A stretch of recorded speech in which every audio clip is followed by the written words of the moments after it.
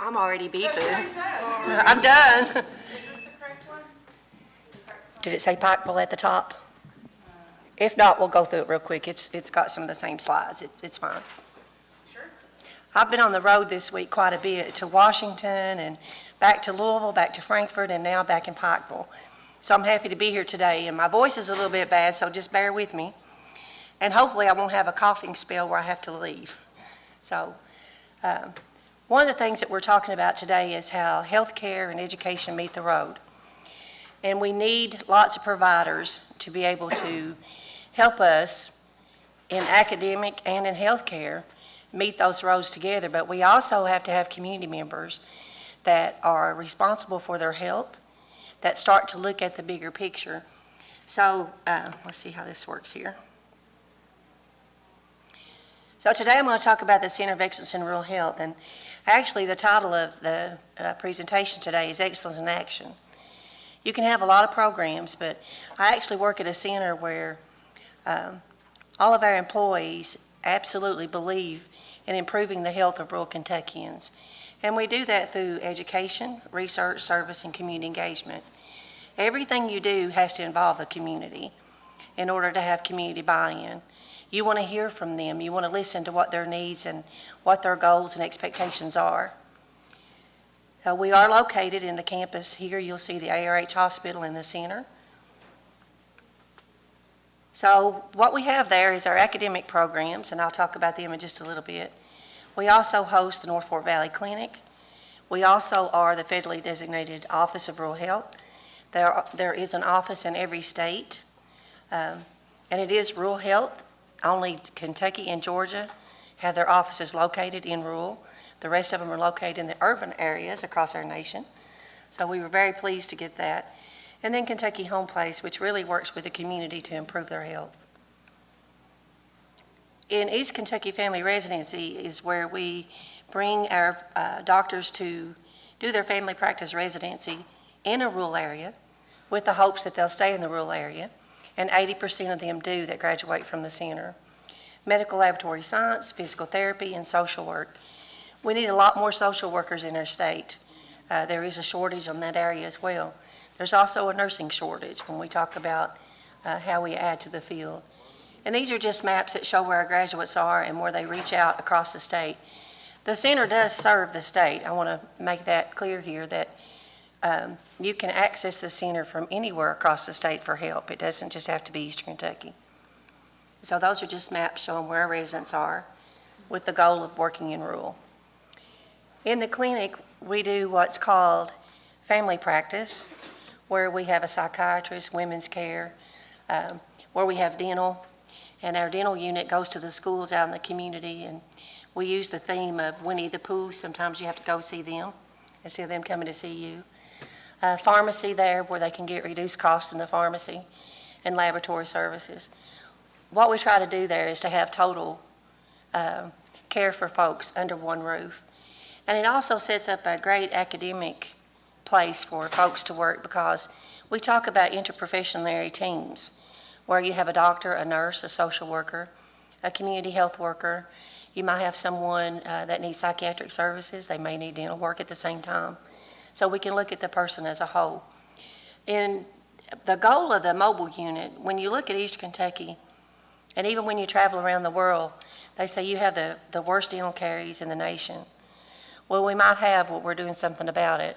And you can read the slide. There's been much improvement in the cavities that we find in the kids. She was talking about being able for the children in school to be able to learn. Just think about having a toothache and sitting through class, or having an infection in your gums that the mother doesn't even know anything about, and sitting in class learning. There's not much learning going on. There's a lot of pain there.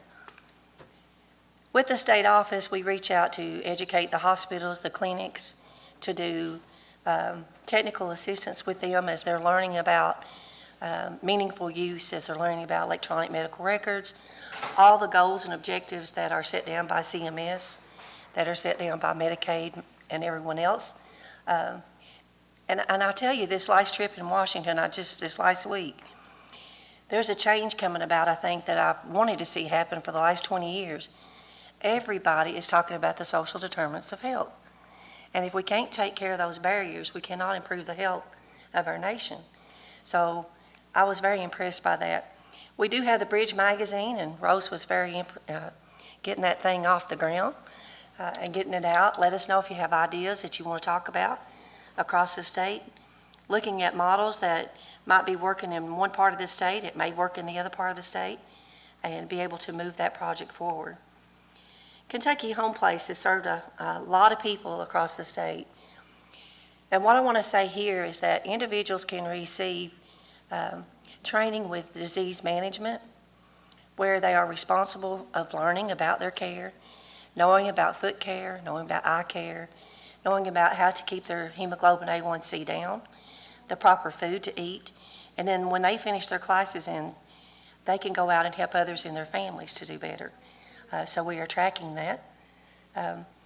They access a lot of medication for people that otherwise would do without their medication. They wouldn't be able to pay their electric bill or pay their rent. And every dollar that is put into the program, we get a return on investment of 11.56. So I used to think in Washington when you went to talk, Bill, that you go tell your story and they listen to the story. But if you don't put the dollars behind it and you don't put the numbers behind it, they don't consider it successful. So we have to do that. Outreach and community mobilization. We have several people that work in research projects with many of the different universities across our state, as well as with Ohio, West Virginia, and other states that are much like us that we do research with to come up with solutions. We look at the system of navigation. It's really hard to get through sometimes. I know my navigator in the car today tried to take me 3 different directions to turn in for parking. And the healthcare system is much more confusing at times than our navigator system. So, Home Place is now serving 30 counties, and I hope I have the slide in here of connecting kids to coverage. Because if you have children that do not have access to health care, they cannot learn either. They're not getting the things that they need with their immunizations, and I'll talk about that in here in just a minute. It is in here. Here's the map. So we're serving 40 counties. This was a grant given to us by CMS to reach kids that ordinarily would not know that the parents would not know they're eligible for K-CHIP or Medicaid. We have workers that are trained in Benefine that can sit down with the families and see what they are eligible for. They can look to see if they're eligible for food stamps, child care, whatever they're eligible for, and then able to connect them in the system to those services. So stay tuned and watch for signs. They'll be coming to a place near you to help all the people that we possibly can get into coverage. Lots of research affiliates, and I'm not going to read all those to you because I just said a number of them, and we're not really talking about research. But when you look into the issues that we have in our community, like women's depression, let's come up with a solution. We're doing rap sessions at the center right now with ladies that had problems with depression. There's 12 of them in each group that come together to work together to improve their mode. They're almost finished with their 6 weeks of classes, and they want to continue. They want to know if they can keep meeting even though it's over. It has been very helpful. And that's the reason we do the research, is to find the work that needs to be done and find solutions. So one of the things at the center that we do with research, when folks from Virginia, Ohio, Washington, other places say, we want to do some research in Appalachia, or we want to do some research in Kentucky, and we look at that research, they got to come back and tell us what they found. It's not just so someone can write a paper or get their degree. Come back and work with us on what they found, and let's find solutions together.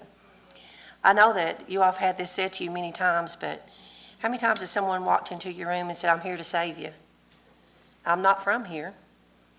I don't know much about you, but I'm here to save you. We have to tell them what our issues are. They have to understand what our issues are, and we have to be very much a part of the community that makes that decision on where we go. Nobody knows us like we know us. So everything we do is about community engagement. Bringing people into our community that need to see the real picture. We just had the director of NIDA come to see us. in Hazard and at the center, and got to listen to substance abuse problems that we had in our community. And I think she was astounded that some of the things that she thought she really understood was not the way it really was. And so sometimes we need to get them in the room and say, this is what the real problem is. And then let them go back to Washington and say, you know what I found? And you know what? They've got some good ideas. Also, the director of NCI, National Cancer Institute, was with us and did some visits with Markey Cancer Institute, but they also wanted to know what's going on in their region. You know, and we have to build a future that our children don't have to face some of the things that we face today. You know, breast cancer, we're doing much better in that area. Colon cancer, everybody please get screened. It's such a simple way to save you from such a hardship of cancer that can be cured. But everything we do is community engagement. One of the things I do want to draw your attention to is the little click sign down here at the bottom. And that stands for Community Leadership Institute of Kentucky. We are getting ready to send out an RFP for participants to apply. We want people from the community, particularly in Appalachia, to apply. You get small grants to take an idea that you have, an innovative idea, that you can tell us you can move forward to improve the health of Kentucky. So please watch for that RFP to come out and give us lots of people to come and show us what their ideas are. And I show this picture lastly before you can ask me questions if you would like, but we leave the lights on at the center. We want to know what there is that you need us to help you with. Do you have ideas that we can help you kind of discover how to put it together, how to develop it, and how to implement it? Are there things we can help you with? Are there things that you're doing that you want to come and show us that we might share with someone else? So we're always there ready to, with our wonderful team, which I call Excellence in Action, ready to take your ideas and to give you that assistance that we can. And I'll take any questions that you might have before I can't talk. That is it.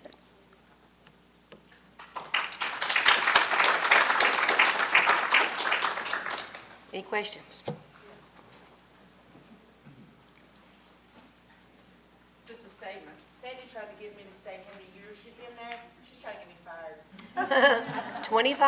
25 glorious years. Oh, you got a question? Oh, I'm sorry. How much do we turn to really young people in the schools, not even high school, but even younger, to ask them about solutions that would improve their health and well-being? Is that a part of the work of the center? Or That is a wonderful question. And stay tuned very soon. I believe that every student should have an opportunity to be involved. A lot of the programs that we have, and this is something to shame on us a little bit, a lot of the programs that we have, we only take the students that have 4.0 average, or have a 3.5, or have a 3. We don't look at the students that are struggling. Most of the time, the students that are struggling are what I call bus bound. They come to school by bus, they go home by bus. They don't do extracurricular activity after school. They're not involved in any of the academic teams. They're not involved in any of the sports teams because they don't have that opportunity. One of the grants that I'm working on right now, and if it don't get funded, I'm going to do it somehow or the other, is to reach those kids. I want to reach 5th and 6th graders, and I want them to tell me what works, what their issues are. And it will be a leadership program that is something like CLICK, but I wanted to call it Clicky and just put a Y behind it for youth, but I don't want them to feel like that they have to fit in a clicky to be able to do it.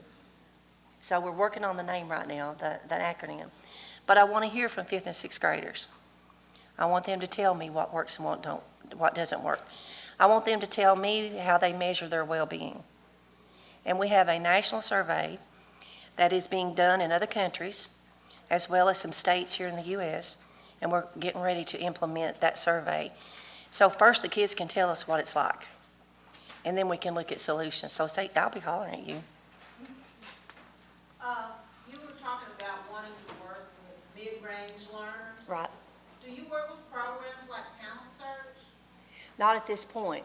What we have found is that in order to, and my timer's going off, but in order to have these kids after school, we're going to have to supplement bus runs. We're going to have to pay a bus driver. We're going to have to pay for the gas that goes in the bus. But we're going to have to feed the children as well. This is going to be something totally different. And I've got guidance counselors from across the state that are going to help me identify students to put in the program. What I want to do is give them a lift up, kids that usually get passed by. So if there's other ways that you know to help me identify that, that would be wonderful. But another thing I found out the other day when we were at the hackathon, and listen, I work with the students that were from Pikeville and Letcher and different places. They were fabulous, you all. They have a wealth of knowledge. And they asked me questions that I really had to step back and go look up. I mean, seriously, they're very bright. Kids only get like 600 calories of food a day at school. And when they come home in the evening at 3 o'clock off the bus or 4 o'clock, whenever they get off the bus, they're starved to death. So in this program, nutrition will be there as well to help us feed those kids so that they won't go home starved to death. We have a lot of work to do. And any suggestions that you might have to come to the center, let me know what those are. Because one way or the other, we're going to reach those kids that don't get reached. They just need a lift up sometimes. A lot of us that were able to go to college, I'm the first college graduate in my family, but a lot of us, I worked my way through. And I had somebody behind me saying, you can do it, you can do it. A lot of these kids don't have anyone to tell them they can do it. And so we're going to have to step up to the plate and try to help these kids that are not the ones that we pick all the time. Do y'all ever play the game Red Rover, I Dare You Over? You know, I know that's an old one. It's a pretty good exercise. But you were the last to get picked on the team. These are the kids I want. So help me identify them. Help us get a hold of these kids. They have a lot of knowledge. Any other question? Thank you very much.